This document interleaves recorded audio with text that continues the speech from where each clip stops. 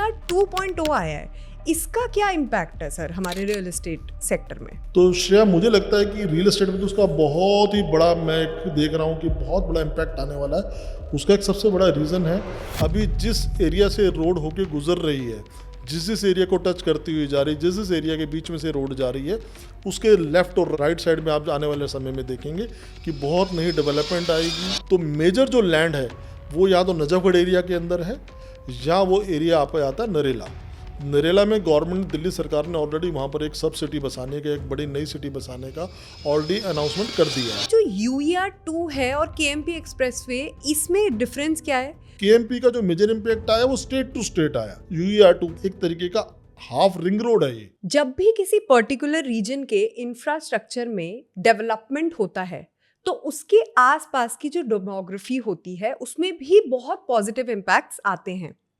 अभी हमने पिछले दिनों में देखा, रिसेंटली हमारे माननीय प्रधानमंत्री श्री नरेंद्र मोदी जी ने UER 2 अर्बन एक्सटेंशन रोड 2.0 का इनॉग्रेशन किया है। तो आज हम जानेंगे कि UER 2 के इनॉग्रेशन से उसके आसपास में रहने वाले लोगों के डे टू डे लाइफ में क्या इम्पैक्ट आया है, और उसी के साथ साथ जो रियल एस्टेट सेक्टर है दिल्ली NCR का, उसमें क्या क्या पॉजिटिव इम्पैक्ट्स आए हैं। सो गाइज, आज यही बताने के लिए हमारे साथ हैं mister Manish Bhatia. So welcome to our podcast sir. Thank you sir, कैसे हैं आप? बहुत बढ़िया श्रेया।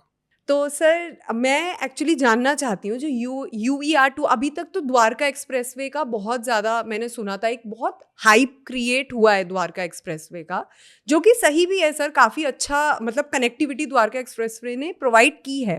बट अब ये जो UER 2.0 आया है, इसका क्या इम्पैक्ट है सर हमारे रियल एस्टेट सेक्टर में? देखिए श्रेया, आपके दो क्वेश्चंस हैं। पहला क्वेश्चन है कि UER 2.0 जब अभी ऑपरेशनल हो गया है, मिस्टर प्राइम मिनिस्टर ने इसको इनॉग्रेट कर दिया है, तो लोगों की डे टू डे लाइफ में इसका क्या इम्पैक्ट आएगा, क्या पॉजिटिविटी आएगी। और दूसरा क्वेश्चन आपका ये है कि इसके ऑपरेशन होने के बाद क्या रियल एस्टेट मार्केट के अंदर कुछ इसका पॉजिटिव इम्पैक्ट आएगा, कुछ नए एवेन्यूज ओपन होंगे। तो मैं आपको ये बताना चाहता हूँ कि डे टू डे लाइफ में तो लोगों के फ़र्क आना शुरू हो गया है, इमीडिएटली शुरू हो गया। बहुत टाइम से अवेटेड था, बहुत टाइम से लोग इसकी वेट कर रहे थे। फेसेस के अंदर इसको डेवलप किया जा रहा था, फेज़ 1, फेज़ 2, फेज़ 3। फेज़ 1 और फेज़ 3 काफ़ी टाइम से बन के तैयार था। फेज़ 2 के अंदर कुछ इश्यूज थे जिसको कि उनको सॉर्ट आउट करने में टाइम लगा, पर अभी इनॉग्रेशन के बाद पूरे का पूरा UER 2.0 ऑपरेशनल है। लोग उससे कम्यूट कर रहे हैं, लोग उससे जा रहे हैं। तो लोगों के डे टू डे लाइफ में इसका जो सबसे बड़ा इम्पैक्ट आया है कि जो लोग हरियाणा से, पंजाब से, मैं यहाँ तक कहूँगा पूरे नॉर्थ इंडिया से जो ट्रैवल करते थे, या जो एयरपोर्ट आना होता था, जिनको राजस्थान जाना होता था या वेस्टर्न पार्ट में जाना होता था, उनको दिल्ली के अंदर से पूरा होके जाना पड़ता था, जिसकी वजह से दिल्ली के लोगों को उसकी वजह से परेशानी होती थी। और जो लोग कम्यूट करते थे, जो लोग ट्रैवल करते थे, वो भी उस जाम में फंसते थे, जिससे कि उनका टाइम, पैसा और रिसोर्स सब वेस्ट होता था, और बहुत बड़ी एक प्रॉब्लम होती थी लोगों के लिए। मुझे लगता है कि इस चीज़ की ऑपरेशनल होने से दिल्ली के ट्रैफिक में इसका एक बहुत बड़ा रिलीफ मिलेगा। जो लोग नॉर्थ इंडिया से ट्रैवल करते हैं, बहुत गाड़ियां, बहुत बसें डेली बेसिस के ऊपर एयरपोर्ट लोगों को लेने और छोड़ने आती हैं, जो अननेसेसरी पूरे दिल्ली को क्रॉस करते हुए एयरपोर्ट जाया करती थी। अब जो फर्राटे से वो सीधा दिल्ली के अंदर एंटर करेंगी और UER 2.0 के थ्रू एयरपोर्ट से, और एयरपोर्ट से वापस अपने नॉर्थ इंडिया के रीजन में जा सकते हैं बिना दिल्ली के बीच में आए हुए। तो आप समझ सकते हो कि जब लोगों को ट्रैवल के अंदर टाइम बचेगा, लोगों की ट्रैवलिंग ईजी हो जाएगी, तो कहीं ना कहीं पैसा उससे उनका बचेगा, उनकी लाइफ ईजी होगी। तो मुझे लगता है, और दिल्ली के लोगों को भी इसका मुझे लगता है कि काफ़ी हद तक पॉजिटिव इम्पैक्ट होगा, कि वो जो उनकी डे टू डे लाइफ में वो फेस करते थे प्रॉब्लम्स, वो कम हो जाएंगी। खासकर नॉर्थ दिल्ली और वेस्ट दिल्ली के लोगों के लिए मुझे लगता है काफ़ी रिलीफ होने वाला है। अब हम आपके क्वेश्चन के दूसरे पार्ट की तरफ आ जाते हैं कि रियल एस्टेट में इसका क्या इम्पैक्ट आएगा। तो श्रेया, मुझे लगता है कि रियल एस्टेट में तो उसका बहुत ही बड़ा, मैं देख रहा हूँ कि बहुत बड़ा इम्पैक्ट आने वाला है। उसका एक सबसे बड़ा रीज़न है कि नए एवेन्यूज ओपन होने वाले हैं। अभी जिस एरिया से रोड होके गुजर रही है, जिस जिस एरिया को टच करती हुई जा रही, जिस जिस एरिया के बीच में से रोड जा रही है, उसके लेफ्ट और राइट साइड में आप आने वाले समय में देखेंगे कि बहुत नई डेवलपमेंट आएगी, नए एरियाज डेवलप होंगे, नई टाउनशिप्स, नई सब सिटीज़ डेवलप होंगी। और कहीं ना कहीं दिल्ली का जो एक मुझे लगता है कि एक डेंसिटी पॉपुलेशन की पर्टिकुलर सेंटर में बहुत ज़्यादा डेंसिटी हो गई थी, जिसकी वजह से वहाँ की पूरी जो सिविक सर्विसेज से डिस्टर्ब थी, उसमें कहीं ना कहीं रिलीफ मिलेगा। इसको इस तरीके से आप समझना चाहें समझ सकते हैं।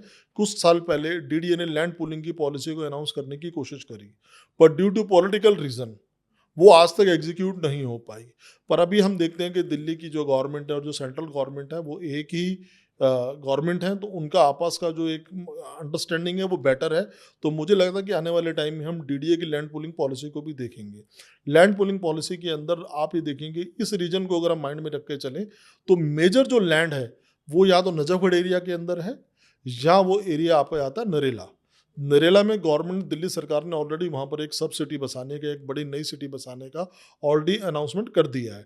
आने वाले टाइम में देखेंगे नजफगढ़ के अंदर भी इसी तरह की कुछ डेवलपमेंट आएंगी। तो पहले ये पोजीशन थी कि किसी भी तरीके का वहाँ इंफ्रास्ट्रक्चर नहीं था, रोड नेटवर्क नहीं था, अप्रोच रोड नहीं थी, तो अगर वहाँ कोई प्रोजेक्ट लॉन्च भी होता था, डीडीए भी अगर अपना फ्लैट वहाँ लॉन्च करता था, लोग उसमें बहुत ज़्यादा इंटरेस्टेड नहीं होते थे, क्योंकि लोगों को कम्यूट करने के लिए फैसिलिटीज़ ही नहीं थी वहाँ पर। परंतु जब से ये रोड ऑपरेशनल हुई है, मुझे लगता है कि अब वहाँ पर कभी भी कोई नया प्रोजेक्ट लॉन्च होगा तो वो रातों रात प्रोजेक्ट बिक जाएगा। उसको बेचने में अब, या उस चीज़ को डेवलप होने में, उस चीज़ के अंदर हैबिटेशन होने में अब कोई चैलेंज नहीं आएगा। उसका एक बहुत बड़ा रीज़न है कि दिल्ली के अंदर इस तरह की फैसिलिटीज़ ना होने की वजह से लोग काफ़ी हद तक द्वारका एक्सप्रेसवे पे या गुड़गांव के सेक्टरों में मूव कर रहे थे, रहना दिल्ली में चाहते थे, पर उनको इस तरह की फैसिलिटीज, इस तरह का लाइफस्टाइल जैसा वो एडमायर करते हैं वो दिल्ली में नहीं मिल पा रहा था। तो उसके लिए उनको गुड़गांव जाना पड़ रहा था, या अपनी जॉब्स की वजह से उनको गुड़गांव जाना पड़ता था, क्योंकि रोड्स नहीं थी, डेली अप डाउन करना पॉसिबल नहीं था। तो वो ना चाहते हुए भी अपना जो उनका नेटिव प्लेस है जहाँ वो रहते थे, उनको छोड़ के गुड़गांव शिफ्ट होना पड़ रहा था, और एक अच्छी खासी कॉस्ट में उनको वहाँ घर लेना पड़ रहा था। परंतु इस रोड के आ जाने के बाद ये वाली प्रॉब्लम मुझे लगता है काफ़ी हद तक सॉल्व हो जाएगी। सोनीपत, पानीपत, दिल्ली, रोहिणी, नजफगढ़, छावला, इस एरिया के जितने भी लोग हैं, पीतमपुरा, इस एरिया के जितने भी लोग हैं, वो डेली इस रोड के थ्रू अपनी जॉब्स के लिए, अपने बिजनेस के लिए गुड़गांव आराम से ट्रैवल कर सकते हैं। गुड़गांव के लोग दिल्ली के अंदर आके, इस एरिया के अंदर आके अपनी फैक्ट्रीज, अपनी जो इंडस्ट्रीज है आराम से चला सकते हैं। तो मुझे लगता है कि ये जो रोड बनने से दिल्ली और हरियाणा दोनों के लिए विन विन सिचुएशन क्रिएट हुई है। दूसरा जो इसका मेजर इम्पैक्ट है वो इम्पैक्ट है कि दिल्ली के अंदर आने वाले टाइम के अंदर जिस तरीके से हम डेवलपमेंट देख रहे हैं, दिल्ली आज इस पोजीशन में नहीं है कि वो जितनी भी आपके हाईवे पे चलने वाला ट्रैफिक है, मान लीजिए जैसे ट्रक्स हो गए, लॉजिस्टिक्स हो गई, बड़ी बसेज हो गई, उसके प्रेशर को दिल्ली झेल सके, दिल्ली आज उस स्थिति में नहीं है। तो जो लोग ट्रैवल करना चाहते हैं, जो एक स्टेट से दूसरे स्टेट में जाना चाहते हैं, उनको ना चाहते हुए दिल्ली से गुजरना पड़ता था। हालांकि काफ़ी हद तक केएमपी ने इस प्रॉब्लम को सॉल्व किया था, पर फिर भी मुझे लगता है कि वो काफ़ी एरिया को कवर नहीं कर पाई। इस रोड के थ्रू लोग आराम से दिल्ली से राजस्थान जाना हो, पंजाब से राजस्थान जाना हो, राजस्थान से हरियाणा जाना हो, जम्मू कश्मीर जाना हो, हिमाचल जाना हो, उन सबको जो मुझे लगता है ट्रैवलिंग टाइम काफ़ी उनका बचेगा, और इसका बहुत बड़ा एक रियल एस्टेट में इम्पैक्ट आएगा। लोग वहाँ पर जब नई डेवलपमेंट देखेंगे, नए नए प्रोजेक्ट्स लॉन्च हो गए, बहुत सारे बिल्डर्स के पास ऑलरेडी वहाँ ज़मीनें हैं, उन्होंने ऑलरेडी लैंड्स लेके रखी हुई हैं। तो मे बी लैंड पूलिंग के अंदर गवर्नमेंट उनको मास्टर प्लान बना के कुछ डेवलप्ड एरिया करके देगी, जहाँ पर आने वाले टाइम में हम देखेंगे नए नए प्रोजेक्ट लॉन्च होंगे। जो दिल्ली में रह के उस लाइफस्टाइल को रहना, मतलब जीना चाहते थे, उनकी मुझे लगता है आने वाले टाइम में ये वाली जो चाहत है पूरी होने वाली है। सर, इतना अच्छा आपने अंडरस्टैंडिंग दी है कि आई एम श्योर जो हमारे ऑडियंस इस वक्त ये पॉडकास्ट देख रहे हैं उनको ये तो समझ आ गया होगा कि इस पॉडकास्ट में उन्हें कितनी अच्छी इन्फॉर्मेशन मिलने वाली है। तो इसी के साथ सर एक क्वेश्चन है, जो कि जैसे अब इसमें पॉजिटिव इम्पैक्ट्स तो बहुत आएंगे इन्वेस्टर्स के लिए, एंड यूजर्स के लिए, बट सर कैपिटल अप्रिसिएशन की अगर हम बात करें तो क्या आ चुका है, या फिर क्या आने वाला है, या फिर जो इन्वेस्टर्स हैं उन्हें कहाँ पे प्रॉपर्टी में इन्वेस्ट करना चाहिए, या फिर उनको वेट करना चाहिए? देखिए, मुझे लगता है कैपिटल एप्रिसिएशन से मतलब आपका प्राइस एप्रिसिएशन से है। तो प्राइस एप्रिसिएशन की जहाँ तक हम बात करते हैं, जब से ये चीज़ अनाउंस हुई थी, तो जब ये रोड अनाउंस हुई 2020 के अंदर, तो आप समझ लीजिए तब से इसका पॉजिटिव इम्पैक्ट ग्रेजुअली आना शुरू हो गया था। पर अब इसका सैचुरेशन पॉइंट आया है, क्यों? ये रोड पूरा ऑपरेशनल हो चुका है। आप अगर आज सोनीपत की प्रॉपर्टीज़ या कुंडली की प्रॉपर्टीज़ में देखेंगे, तो वहाँ के जो प्लॉट्स के रेट हैं ऑलरेडी 2-3 टाइम्स मल्टीप्लाई हो चुके हैं। उसका सबसे बड़ा रीज़न ही यूईआर 2.0 है। आप आज अगर द्वारका एक्सप्रेसवे में देखेंगे, आज से 3 साल पहले, 4 साल पहले, वहाँ पर एवरेज प्राइस 8 से 12,000 रुपए पर स्क्वायर फीट में लॉन्च होते थे प्रोजेक्ट। वो आज की डेट में 25,000, 30,000, 35,000 तक की बातें हम सुनने को आ रही हैं। इस तरीके से आप देखेंगे कि इसका इम्पैक्ट तो ऑलरेडी आ चुका है। अभी जो नया इंफ्रास्ट्रक्चर बनना है, उसकी लोगों ने एक झलक देखी है। जैसे जैसे इंफ्रास्ट्रक्चर बनता जाएगा, जैसे जैसे वहाँ पर और कमर्शियल एक्टिविटीज़ बढ़ेंगी, जैसे जैसे आप वहाँ पर स्कूल, हॉस्पिटल्स और commercial activities, IT parks, commercial mall, इस तरह की जैसे जैसे एक्टिविटीज़ देखेंगे, नई नई टाउनशिप्स, नए नए अपार्टमेंट्स, तो इस तरीके की जब जब चीज़ें आप देखेंगे, तो ग्रेजुअली ये प्राइस बढ़ना ही बढ़ना है और इसका इम्पैक्ट पॉजिटिव आना शुरू हो गया है। तो मुझे लग रहा है कि जो लोग उस टाइम से वेट कर रहे थे प्रॉपर्टी लेने की और जो पर्टिकुलर एरिया में प्लान कर रहे थे, सोनीपत से लेके गुड़गांवा के बीच में जो भी लोग प्रॉपर्टी लेना चाहते थे, मुझे लगता है कि अब राइट टाइम है उनको प्रॉपर्टी बाय करनी चाहिए, क्योंकि नहीं तो आने वाले टाइम में इसी प्रॉपर्टी को वो काफ़ी बढ़े हुए प्राइस पे खरीदेंगे और शायद पछताएंगे कि हमने सही टाइम पे डिसीजन लिया होता तो ये प्रॉपर्टी हमारे को एक अच्छे प्राइस में मिलती। तो मुझे लगता है कि वेट करना चाहिए, कोई बुरी बात नहीं, वेट करने में कोई दिक्कत नहीं, वेट करना चाहिए। हो सकता है जो डीडीए की लैंड पूलिंग पॉलिसी आएगी उसमें कुछ नई टाउनशिप्स, डीडीए को नई स्कीम्स लेके आए, तो वहाँ पर आपको अपॉर्चुनिटीज़ मिलेंगी पैसा लगाने की, इन्वेस्टमेंट करने की, परंतु उसको डेवलप होने में 4, 5, 6 साल, 8 साल लगेंगे चीज़ों को। तो अगर किसी का इतना बड़ा मतलब वेट करने का थॉट है कि मैं इतना टाइम वेट कर सकता हूँ, तो उसको वेट करना चाहिए नए प्रोजेक्ट्स के लिए। परंतु जो लोग ऑलरेडी इंडस्ट्री चला रहे हैं इस एरिया के अंदर, सोनीपत के अंदर, गुड़गांवा रहना चाहते हैं, गुड़गांवा के लाइफस्टाइल को एक जीना चाहते हैं, या गुड़गांवा के लोग जो इंडस्ट्री लगाने के लिए दारूएड़ा, निमराना, भिवाड़ी तक जा रहे थे, वो अब कुंडली वाले एरिया के अंदर, बड़ी राई के अंदर अगर अपनी इंडस्ट्री लगाना चाहते हैं, तो उनकी कम्यूटिंग बहुत आसान हो जाएगी। वो डे टू डे लाइफ में आप ये मान के चलिए कि आज अगर आप गुड़गांवा या द्वारका से स्टार्ट करते हैं और अगर आप NH4 तक वहाँ पहुँचते हैं, NH44 तक, तो अप्रॉक्सीमेटली आपको 40 से 50 मिनट ट्रैवल करने में लगते हैं।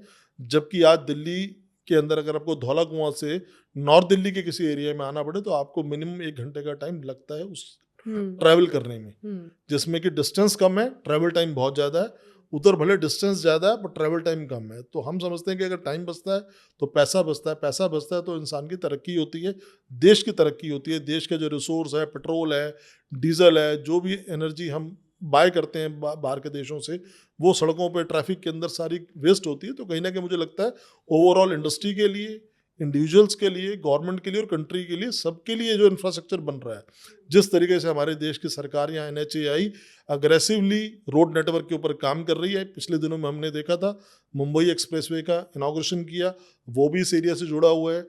NH48 जो दिल्ली जयपुर वाला एरिया है, वो भी इस रोड से जुड़ा हुआ है। एयरपोर्ट की कनेक्टिविटी भी इंप्रूव होती है। बहादुरगढ़ जाना, जिन लोगों ने दिल्ली से बहादुरगढ़, बहादुरगढ़ से गुड़गांवा, उन सब के लिए मुझे लगता है साउथ दिल्ली की कनेक्टिविटी है, वो सब कनेक्टिविटी इस रोड के एक बनने से मुझे लगता है कि इसने एक बहुत बड़ा एक ब्रिजिंग का काम किया है। कई कनेक्शन जो हमारे टूटे हुए थे उनको आपस में जोड़ा है और वो एक ऐसा सड़कों का या एक ऐसा रोड का नेटवर्क बन गया जो आने वाले टाइम में एक बहुत बड़ा रोल प्ले करेगा इस दिल्ली NCR की डेवलपमेंट में, यहाँ की प्रॉपर्टी की मार्केट की एप्रिसिएशन में और ओवरऑल लोगों की डे टू डे लाइफ को कंफर्ट देने में। आई एम श्योर सर, आप बिल्कुल सही कह रहे हैं, because being a Delhi local मुझे पता है कि एक बिल्कुल छोटे डिस्टेंस पे ही, चाहे कितना ही कम डिस्टेंस हो, लेकिन ट्रैवल टाइम इतना लग जाता है, 15 मिनट के उसमें आधा आधा घंटा, पौना पौना घंटा लग रहा है सिर्फ जाम के वजह से। सो ये तो है सर कि UER 2 के आने के बाद से बहुत ज़्यादा रिलीफ मिलने वाला है जो ट्रैवलर्स के लिए है, आई एम श्योर सर। तो सर इसी के साथ जैसे अब KMP एक्सप्रेसवे है, वो तो ऑलरेडी आ चुका था काफ़ी पहले, लेकिन अब जो UER 2 है और KMP एक्सप्रेसवे, इसमें डिफरेंस क्या है और जो आसपास रहने वाले लोग हैं उनको क्या बेनिफिट होगा UER 2 के आने के बाद? देखिए, जो KMP की बात कर रहे हैं, कुंडली मानेसर पलवल हाईवे जो बना था, उसका जो सबसे बड़ा रीज़न था कि दिल्ली की बाउंड्री को बिना टच करे, दिल्ली की बाउंड्री में बिना आए, दिल्ली के अंदर बिना एंटर करे, जितने भी कमर्शियल व्हीकल्स हैं या जितने भी बड़े व्हीकल्स हैं, वो अपनी डे टू डे जो उनकी वर्किंग है या डे टू डे जो उनकी एक लॉजिस्टिक्स की रिक्वायरमेंट है, उसको पूरा करें। नहीं तो दिल्ली के अंदर आप देखते होंगे बहुत टाइम पहले आप ट्रक ही ट्रक होते थे। रात को अगर आप कभी सड़क पर चले जाइए, जैसे नो एंट्री खुलती थी, सड़कों के ऊपर ट्रक ही ट्रक होते थे। तो वो आप ये देखिए केएमपी आने से वो लॉजिस्टिक वाली प्रॉब्लम जो है ना काफ़ी हद तक सॉल्व हुई। परंतु अगर एक जगह से किसी ने दूसरी जगह जाना है विद इन सिटी या सिटी के अंदर, तो वो केएमपी में नहीं जाता था। केएमपी का जो मेजर इम्पैक्ट आया वो स्टेट टू स्टेट आया, एक स्टेट से दूसरे स्टेट में जाना है। परंतु एक ही सिटी के अंदर या दो स्टेट के अंदर भी जो साथ लगते हुए एरिया जहाँ पर लोगों के लिए बिजनेस है, लोगों के लिए जॉब्स है, लोगों के लिए अपनी पढ़ाई के लिए जाना है, लोगों को मेडिकल फैसिलिटीज के लिए जाना है, उसके लिए वो केएमपी यूज नहीं कर सकते। उनको एक इंटरनल नेटवर्क चाहिए। तो मुझे लगता है कि अगर आप इस रोड को देखेंगे तो ये एक तरीके का हाफ आर्क बनता है, एक तरीके का हाफ रिंग रोड है ये, जिसने दिल्ली की नॉर्थ और वेस्ट एरिया को और कुछ हद तक साउथ दिल्ली का टच करते हुए एरिया को काफ़ी हद तक कवर कर लिया और उसकी कनेक्टिविटी इंप्रूव कर दी, जिससे कि दिल्ली के सेंटर से होकर अब लोगों को गुजरने की ज़रूरत नहीं है। जो लोग दिल्ली के उस एरिया से ट्रैवल करके गुड़गांव जाना चाहते हैं या दिल्ली के साउथ दिल्ली को टच करना चाहते हैं, किसी काम के लिए जाते हैं, तो उनको दिल्ली के इंटरनल ट्रैफिक में आने की ज़रूरत नहीं है। वो यूईआर 2 पॉइंट के थ्रू वो जा सकते हैं। पर ये चीज़ वो केएमपी के थ्रू नहीं कर सकते कि पहले वो 50-100 किलोमीटर दूर जाएं, वहाँ से फिर दूसरी सिटी में जाएं, फिर वहाँ से दूसरे स्टेट से फिर 50 किलोमीटर अंदर आएँ, तो उसका कोई लॉजिक नहीं बनता है। तो दोनों की रिक्वायरमेंट अलग अलग थी, दोनों का यूटिलिटी अलग अलग थी। यूटिलिटी जितनी यूईआर 2.0 की है उतनी ही यूटिलिटी केएमपी की भी है। आने वाले टाइम में हम देखेंगे इसी तरीके से द्वारका एक्सप्रेस वे से जो अलग कनेक्टिविटी हम देखेंगे बनने जा रही है, अलग अलग कनेक्टिविटीज, अलग अलग रोड नेटवर्क हम देखेंगे। अब इसके अंदर आप मुझे लगता है जो गवर्नमेंट की प्लानिंग है, छोटे छोटे कुछ ऐसे पैचेज हैं जिनको कनेक्ट करके वो और स्मूथ करने वाली हैं।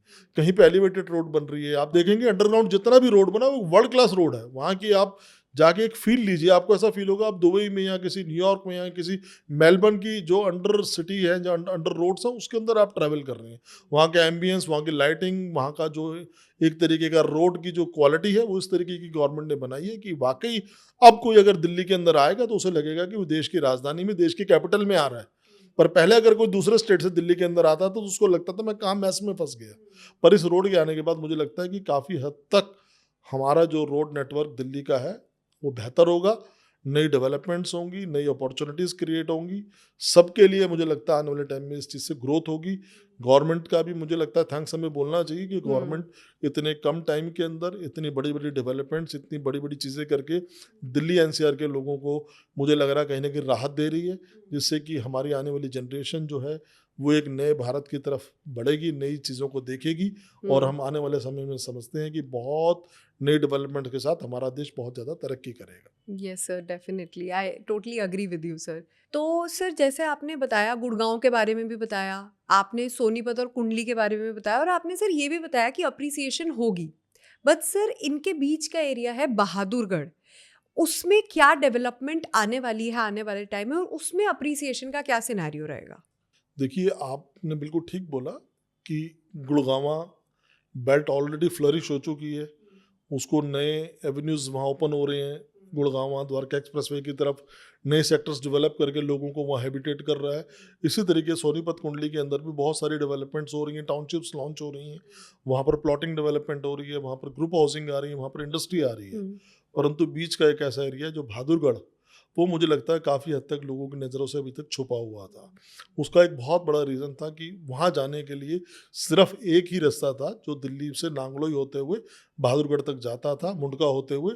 उस रोड के ऊपर ऑलरेडी इतना ट्रैफिक था, इतना वहाँ का इंफ्रास्ट्रक्चर पुअर हो चुका था, इतना टाइम कंज्यूमिंग था कि लोग बहादुरगढ़ जाके रहने के लिए बारे में नहीं सोच सकते थे। और बहादुरगढ़ के अंदर इंडस्ट्री चलाने वाले भी लोग रोज़ आने जाने से काफ़ी परेशान हो रहे थे। हालांकि मेट्रो चलने के बाद काफ़ी हद तक जो डेली कम्यूट करने वाले लोग हैं उनको इसका फ़र्क पड़ा, परंतु रोड अच्छी ना होने की वजह से उस एरिया के अंदर की जो डेवलपमेंट या जो एप्रिसिएशन हम समझते हैं वो नहीं आ पाई थी। परंतु अब यूईआर 2.0 की वजह से बहादुरगढ़ भी फ्लरिश करेगा।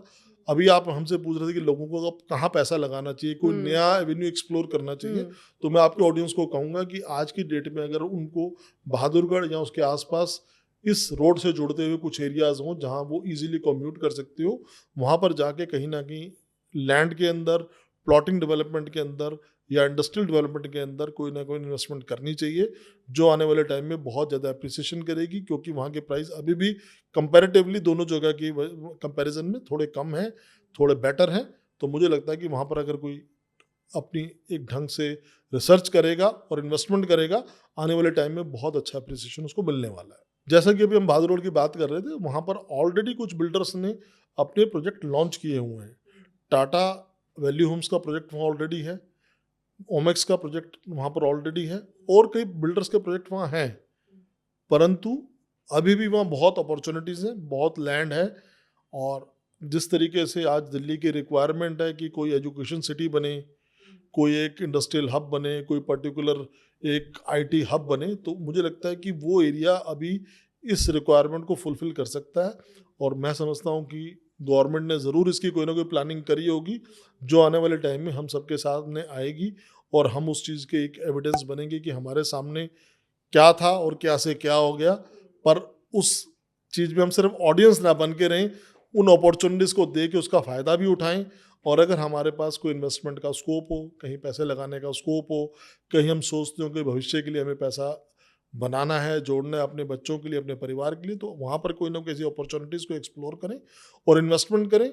जिस तरीके से रोड नेटवर्क बन रहा है, जिस तरीके से बिजनेस एक्सपेंड हो रहा है, आने वाले टाइम में वहाँ पर बहुत अच्छा अप्रिसिएशन होगा। बहादुर रोड बेल्ट में भी पर्टिकुलर अच्छा अप्रिसिएशन होगा, क्योंकि प्राइस कम है कंपैरेटिवली, इसलिए वहाँ पर अप्रिसिएशन होने के चांसेस ज़्यादा है। तो ठीक है सर, आपने पॉजिटिव बातें तो बताई, लेकिन सर आपको तो पता ही होगा कि यहाँ पे टोल आने वाला है।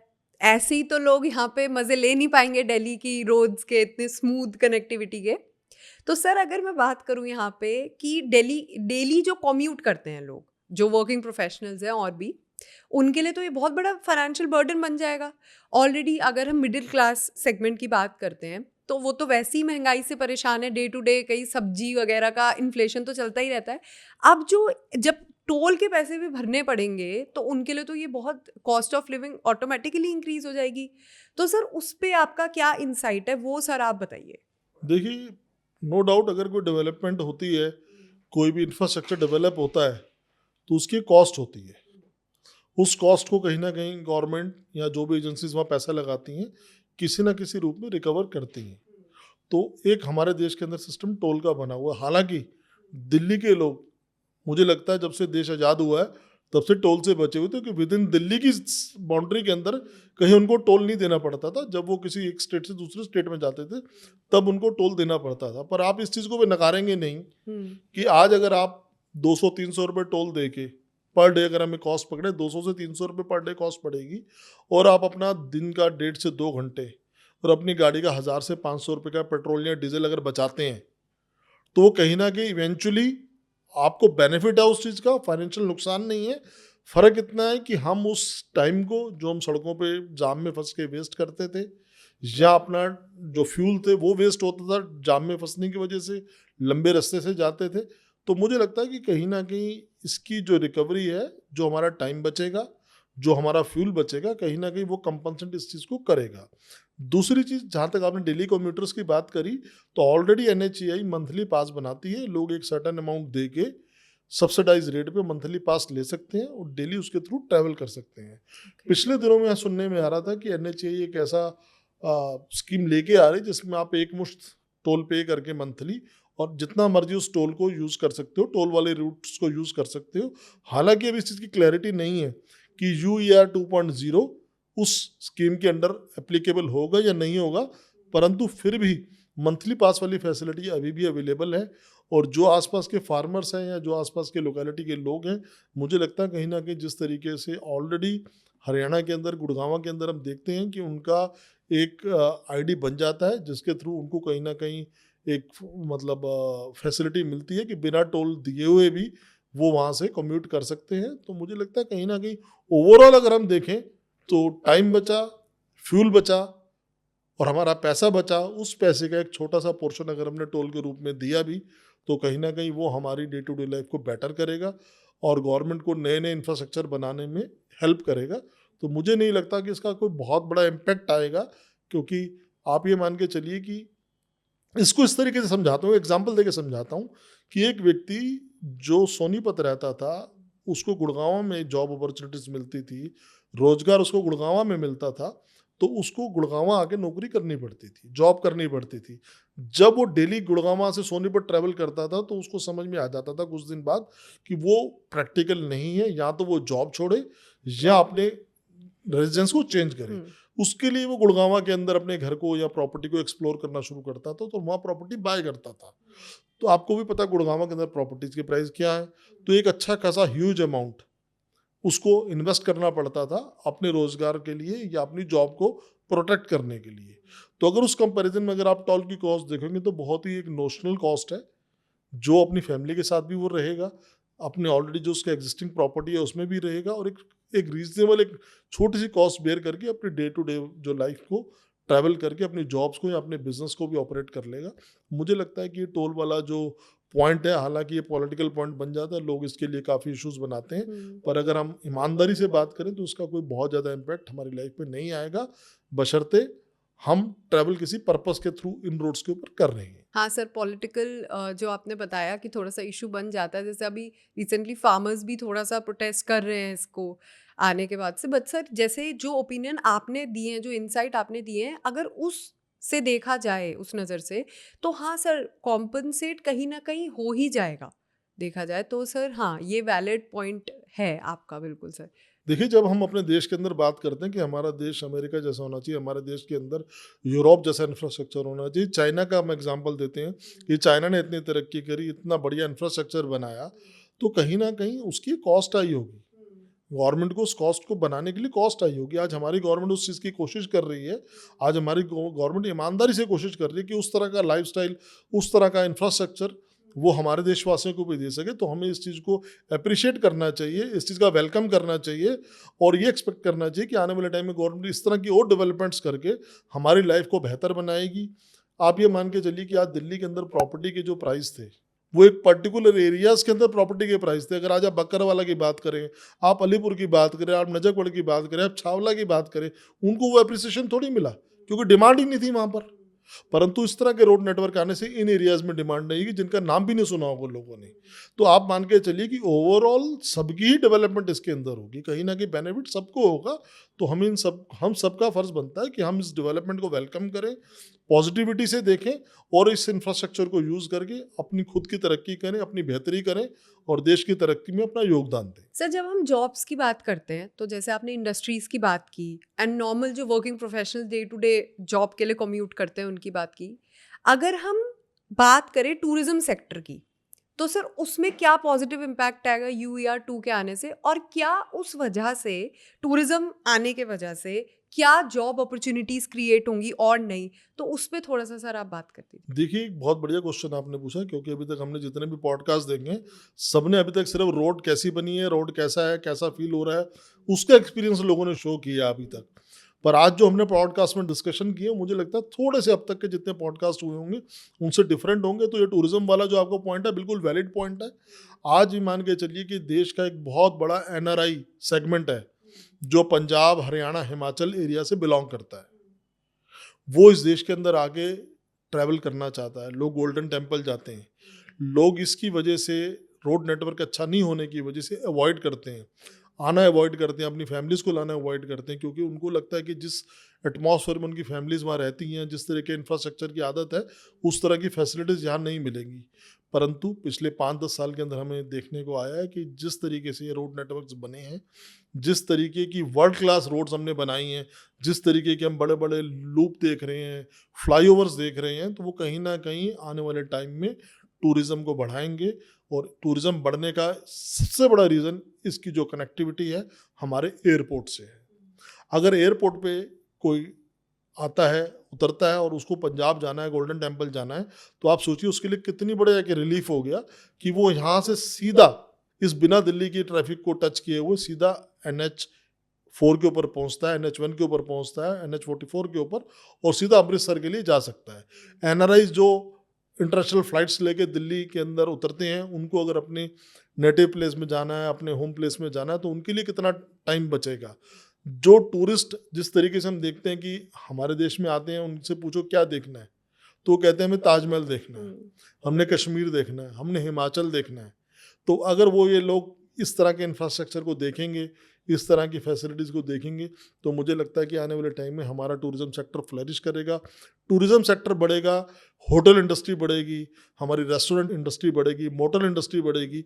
जब ये सब इंडस्ट्रीज बढ़ेंगी तो कहीं ना कहीं एम्प्लॉयमेंट भी बढ़ेगी, एम्प्लॉयमेंट बढ़ेगी, लोगों के पास पैसा आएगा, लोग पैसा बनाएंगे तो पैसा कहाँ लगाएंगे, प्रॉपर्टी में लगाएंगे। तो बहुत सारे इम्पैक्ट हैं जो घूम फिर के आप देखेंगे कि प्रॉपर्टी को ही अप्रिशिएट करेंगे। तो इसलिए हमने आज का जो पॉडकास्ट है प्रॉपर्टी के इर्द गिर्द सारा डिस्कशन किया कि इसका कहीं ना कहीं बेनिफिट हमारी इस प्रॉपर्टी को, रियल एस्टेट मार्केट को बेनिफिट मिलने वाला है। तो हम सबको इस गोल्डन अपॉर्चुनिटी का फ़ायदा उठाना चाहिए। तो सर जैसे आपने अभी यंग वर्किंग प्रोफेशनल्स के लिए अपॉर्चुनिटी बताई, आईटी सेक्टर कवर किया, टूरिज्म सेक्टर भी कवर हुआ, बट सर अब मैं अगर बात करूं एजुकेशन इंडस्ट्री, तो जो गुड़गांव में स्पेसिफिकली लोग रहते हैं, बच्चे रहते हैं, इनको इतना दूर आना पड़ता है, लाइक नॉर्थ दिल्ली आना पड़ता है, या फिर मतलब दिल्ली में ही बेसिकली ज़्यादातर वो ट्रैवल करते हैं, जो उनके लिए बहुत ज़्यादा हैसल होती है डे टू डे में। तो सर अब अगर इस रोड की UER2 की अगर हम बात करें तो इससे क्या कुछ बेनिफिट मिलेगा उनको एजुकेशन इंडस्ट्री में, एजुकेशन सेक्टर में? बिल्कुल श्रेया, आप ठीक कह रहे हैं। गुड़गांव के अंदर हम देखते हैं कि अभी भी कोई बहुत बड़ी यूनिवर्सिटीज़, सिर्फ एक सोना वाली बेल्ट को अगर हम छोड़ दें तो ओवरऑल वहाँ पर कोई बहुत बड़े ऐसे हायर एजुकेशन के लिए या ग्रेजुएशन के लिए, पोस्ट ग्रेजुएशन के लिए यूनिवर्सिटीज़ या एजुकेशन हब उतने डेवलप नहीं हो पाए जितनी वहाँ की रिक्वायरमेंट है। इसी के साथ अगर हम देखते हैं कि कुंडली के अंदर एक राजीव गांधी एजुकेशन सिटी, सुना होगा आपने नाम, वहाँ पर ऑलरेडी वो बहुत बड़ी गवर्नमेंट ने यूनिवर्सिटी बना दी है, एक सिटी बना दी है जहाँ पर अलग अलग यूनिवर्सिटीज़ ने लैंड लिया हुआ है। कुछ यूनिवर्सिटीज़ वहाँ ऑपरेशनल हो चुकी हैं और कुछ यूनिवर्सिटीज़ आने वाले टाइम में हम देखेंगे वहाँ ऑपरेशनल हो जाएंगी। अभी गुड़गांव के बच्चों के लिए दो ऑप्शन ही है, या तो दिल्ली के नॉर्थ कैंपस में या साउथ कैंपस में एडमिशन लें। अगर वो उस रिक्वायरमेंट को फुलफिल नहीं करते हैं तो सारे बच्चों को ग्रेटर नोएडा या यमुना एक्सप्रेस में जो यूनिवर्सिटीज़ हैं वहाँ जाना पड़ता है या किसी और स्टेट्स में जाना पड़ता है। परंतु इस रोड के बनने के बाद इस रीजन के बच्चे या इस एरिया के बच्चे अगर वो कुंडली की जो यूनिवर्सिटीज़ हैं, जो एजुकेशन सिटी डेवलप हो रही है, वहाँ के कॉलेजेस में अगर जाके वो एडमिशन लेते हैं, वहाँ डेली उनके लिए ट्रैवल करना कोई एक बहुत बड़ी प्रॉब्लम नहीं हो, वो ईजिली ट्रैवल कर सकते हैं और उसका बेनिफिट उनको आने वाले टाइम में मिलेगा। तो मुझे लगता है कि job opportunities, property opportunities, tourism opportunities और एजुकेशन इंडस्ट्री, ओवरऑल सब चीज़ें फ्लरिश होंगी और सब चीज़ों का बेनिफिट वहाँ के रेजिडेंट्स, उस एरिया के रहने वाले लोगों को मिलने वाला है, उनकी फैमिलीज को मिलने वाला है। तो ये सभी के लिए मुझे लगता है एक बड़ा पॉजिटिव इम्पैक्ट सबके लाइफ पे डालेगा। Definitely sir, definitely. And thank you so much sir, इतना अच्छी, इतनी वैल्यूएबल इन्फॉर्मेशन हम सबके साथ, हमारे व्यूअर्स के साथ शेयर करने के लिए। एक बहुत, आज का टॉपिक हमारा काफ़ी यूनिक था, काफ़ी अलग अलग पर्सपेक्टिव से हमने देखा, बिकॉज लास्ट जितने भी पॉडकास्ट से हमने जितनी भी इन्फॉर्मेशन पास ऑन की, हमारे व्यूअर्स के साथ में शेयर की, वो सब प्रॉपर्टी से डायरेक्टली लिंक थी। लेकिन आज की हमारा जो पॉडकास्ट था वो एक्चुअली आप सबकी अवेयरनेस के लिए था कि क्या क्या बेनिफिट्स, मैक्सिमम पॉसिबिलिटीज़ जो होती हैं वो क्या मिलेंगी, क्या बेनिफिट्स मिलेंगे इन्वेस्टर्स हो, एंड यूजर्स हो, यंग वर्किंग प्रोफेशनल्स हो, स्टूडेंट्स हो, सबके लिए, सब कैटेगरी, सब नीशेस इसमें कवर हुए हैं सर।